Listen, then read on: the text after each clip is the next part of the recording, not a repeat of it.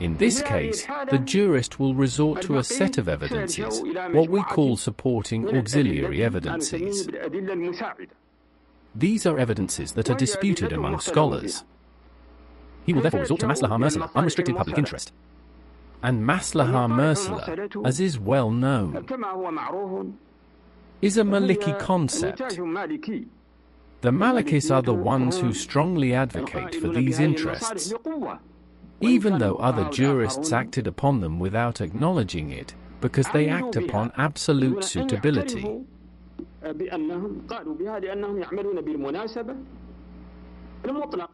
That is not restricted without mentioning a specific suitability or a specific consideration. And this is maslaha mursala. At that point, the jurist resorts to maslaha mursala. And if he resorts to maslaha mursala, he must fully control the course of his case, so that he is assured there is no specific textual ruling regarding the contemporary issue, al-nazila.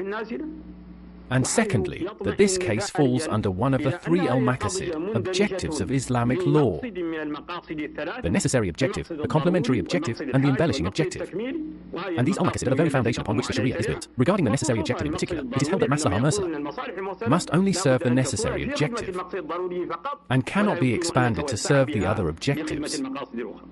Maslaha mursala in its essence encompasses cases that vary completely, a complete variation, such as the variation between Abu Bakr al-Siddiq appointing Umar as his successor, and demolishing the wall of a house that obstructs the mosque and the road. All of this falls under maslaha mursala, which the Malikis used as evidence, and which was part of the practice. But you can see the extent of the disparity between the individual cases that fall under the category of maslaha mursala. Therefore, the jurist must be precise and address the issue correctly, because maslaha mursala has no role except in a void, meaning in the zone of permissibility, mantiqat al-arfu.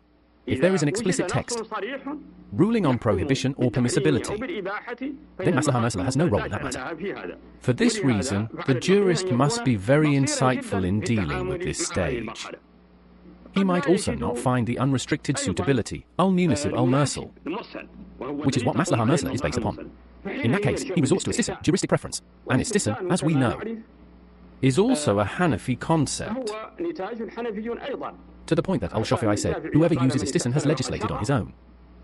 And al-Shafi'i, Abu Hanifa, Malik, and Ahmed all advocated for istihsan, with a great disparity between their concepts of it. Regarding istihsan, they defined it as departing from the ruling of analogous cases for a stronger evidence.